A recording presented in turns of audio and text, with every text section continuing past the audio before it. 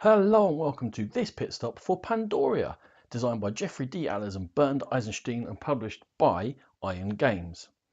In Pandoria, the players are going to represent races who have been driven from their home due to invading goblins. They've turned up on this shore and they're going to be exploring inland, starting from the start space and using their meeples and tiles to uncover what's been going on.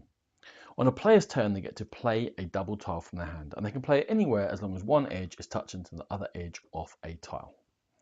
Once that is done, you're going to check and see whether that tile placement has completed any areas of a terrain on the board. And if it has, any meeples which are inside there are going to get kicked out. Then the player who's played the tile is going to have the choice of putting one of theirs in place on one of the spaces on the tile they have just played. Once this has happened, we're going to check for scoring. Now, first of all, players get a chance to play cards. We'll talk about that in 1 second. Because when it comes to scoring, you look at the area that has just been surrounded, everyone's been kicked out of. And whatever it scores, in this case it's city, which is going to score you straight up points.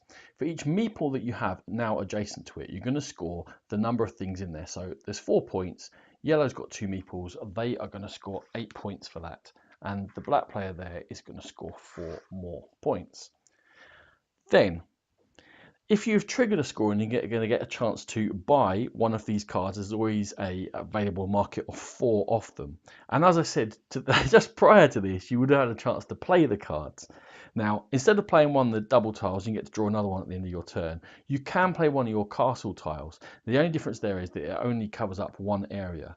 But also, any meeple on there, even if this space got completely surrounded by another player's play, that would not be removed. It'd stay there, and it's up to you to take an action, because instead of playing a meeple onto a space that you've just played, you can take a meeple off the board back into your supply.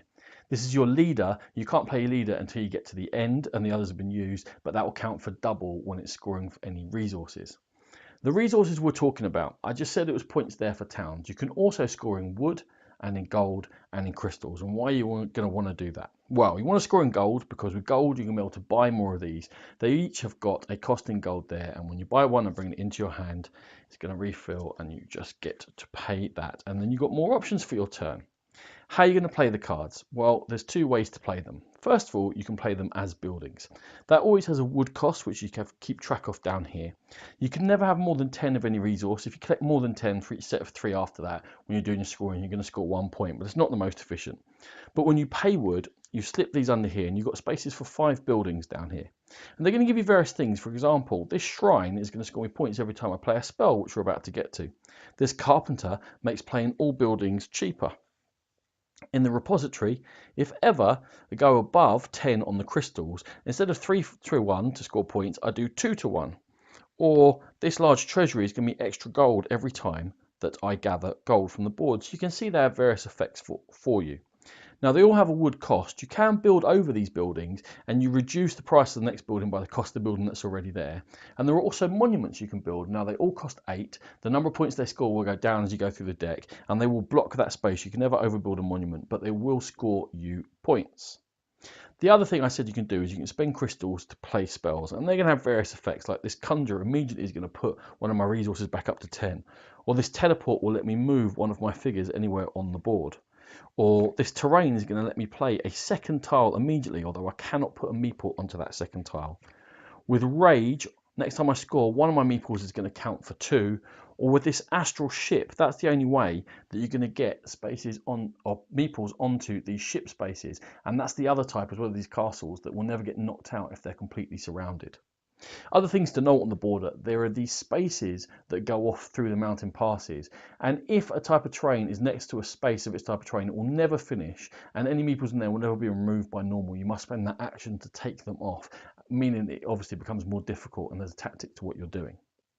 The game will be played through until all of the double tiles have been used, and the number of those in the game is player count dependent. At the end of the game, for every card you haven't played out of your hand, you're going to score a point, and you get to hand in your resources again at 3 to 1, unless you've got a better way of doing it. And then, whoever has scored the most points is going to be the winner of Pandoria. This has been a Game Pit Pit Stop. For more videos like this, check out our YouTube channel, or for more in-depth coverage of games, please check out the Game Pit podcast. Thank you.